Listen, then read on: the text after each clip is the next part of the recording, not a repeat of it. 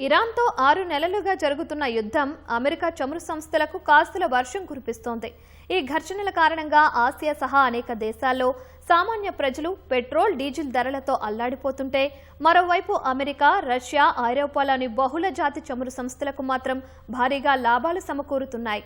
ఎంత లాభాలు అంటే చివరకు ఆయా సంస్థలపై విండ్ ఫాల్ ట్యాక్స్ విధించాలని చట్టసభల్లో బిల్లులు ప్రవేశపెట్టేంతగా. అసలు ఈ యుద్ధం అమెరికా చమురు సంస్థలకు ఎలా కలిసొచ్చింది? సామాన్యుడి నెత్తిపై భారం ఎలా పడుతోంది? ఈ కథనంలో చూద్దాం. ఇరాన్ యుద్ధం కారణంగా ప్రపంచంలోనే అత్యంత కీలకమైన హార్ముజ్ జలసంధి గుండా రవాణా దాదాపు నిలిచిపోయింది. ప్రపంచంలోని 5వ వంతు చమురు, సహజ వాయువు సరఫరా జరిగే ఈ మార్గం మూసుకుపోవడంతో ప్రపంచ మార్కెట్లో ముడి చమురు సరఫరా భారీగా పడిపోయింది. ఫలితంగా అంతర్జాతీయంగా బ్రెంట్ క్రూడ్ ధరలు భారీగా పెరిగాయి. బ్యారెల్ ధర $70 నుంచి $100కు పైగా ఎగబాకింది.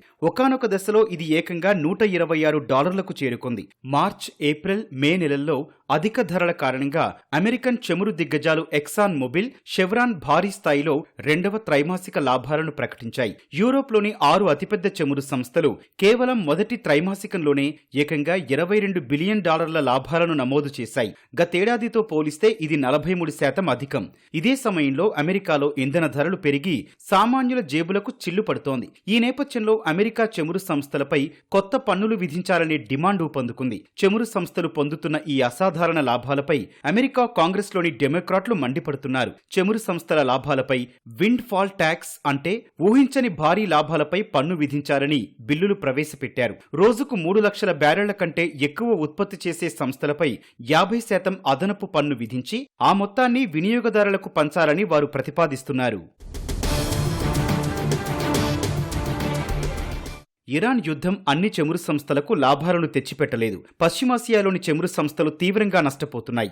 సముద్ర మార్గాలు మూసుకుపోవడం, ప్రాజెక్టులు ధ్వంసం కావడంతో వారి రవాణా ఖర్చులు, భద్రతా ఖర్చులు విపరీతంగా పెరిగిపోయాయి. ఫలితంగా పశ్చిమాసియా చమురు ప్రధానంగా ఎగుమతయ్యే ఆసియాతో పాటు అనేక దేశాల్లో ప్రజలు కరెంటు కోతలను ఎదుర్కొంటున్నారు. ఆహారం కోసం క్యూ లైన్లలో నిలబడుతున్నారు. ఆస్ట్రేలియాలో ఇంధన రేషనింగ్ అమలు చేస్తుండగా నేపాల్, శ్రీలంకలో ప్రభుత్వ కార్యాలయాలను మూసివేసే పరిస్థితి తలెత్తింది. చమురును పెట్రోల్, డీజిల్, జెట్ ఫ్యూయల్ గా మార్చే రిఫైనరీలు కాసుల పంట పండించుకుంటున్నాయి. సాధారణంగా ఒక బ్యారెల్ పై రిఫైనరీలకు $20 నుంచి $25 లాభం వస్తే ఇప్పుడు అది ఏకంగా $50 నుంచి $60కు చేరుకుంది.